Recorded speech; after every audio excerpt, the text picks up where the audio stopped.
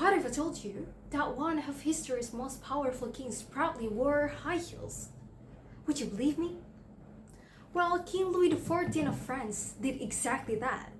In the 17th century, high heels symbolized the maturity, the masculinity of a man. But today, the exact same shoes show us something entirely different meanings. So the question is that, if history can redefine what strength looks like, why can't we redefine what strength feels like? History has changed the way we dress, the way we look, even the way we define power. But there is one belief that has still remained untouched, that being strong means never showing your weakness. We grow up hearing phrases like, "Don't cry, you'll be fine," or "You can do it by yourself, go." But at the end of the day, we started to believe that asking for help will make us look less capable. And for a long time, I believed that too. Until a year ago, I was asked a simple question during an interview. On a scale from 1 to 10, how willing are you to show people when you are struggling? And I answered 6. Not because I didn't trust people, but because I believed that being strong means handling everything on my own. Then the interviewer looked at me and said something that I will never forget. He said that being able to ask for help isn't weakness, but it is an emotional maturity that may protect your mental health. Well, at that moment, I realized that maybe I wasn't afraid of being vulnerable. Maybe I'm afraid that vulnerability will make me look weak. And perhaps there's the myth that many of us are still living with today. Well, hi everyone, I'm Gina Areva from Universitas Kuala, someone who spent years believing that staying silent is the same as staying strong, until I realized it wasn't. Well, ladies and gentlemen, what if a simple sentence like, "I'm not okay," could save life? Well, for so many people, those 3 words still remain the hardest things to say. And according to World Health Organizations, 1 in every 8 people around the world still facing a mental health problems. And in Indonesia, the Ministry of Health also reports that around 6% peoples in Indonesia, especially for those who are 15 years above, still facing and experiencing mental health problems, and many of them never seek the professional helps. And one of the factors is because of the stigma of the labels attached to it, like weak or abnormal. Notice that the mental health or the illness is difficult, but it gets scarier when people started to believe that it's better to hide it rather than to heal it. And that is exactly what stigma does. It does not always shout. Sometimes it whispers. It whispers that asking for help is embarrassing. It whispers that crying is a sign of failure.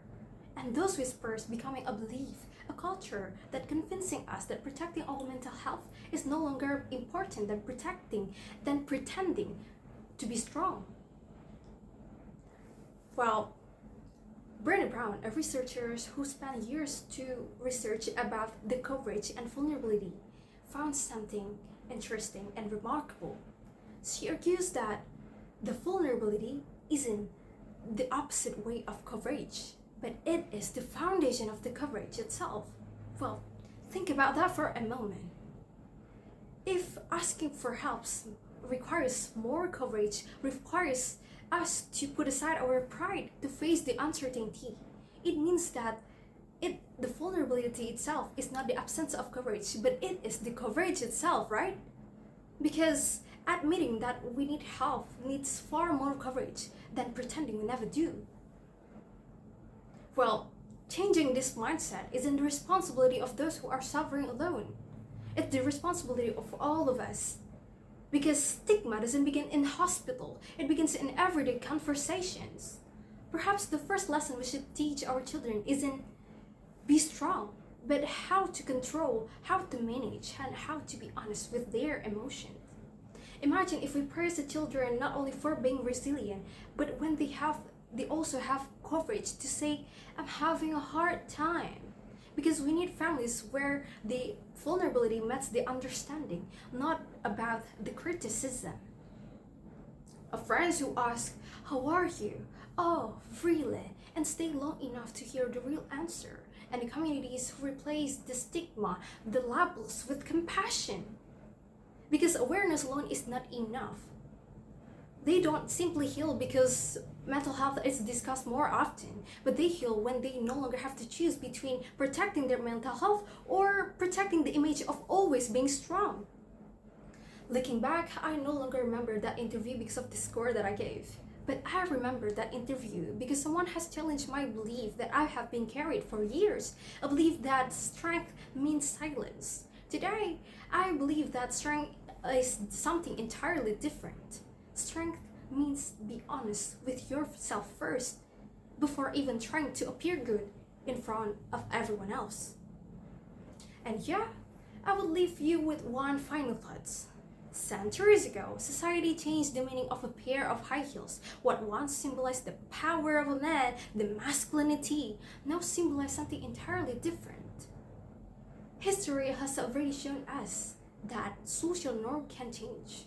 So why shouldn't this one? Why should we continue teaching our generation to be strength? Like to be strong is means hiding their pains, when the bravest things the person can do is simply say, I need help.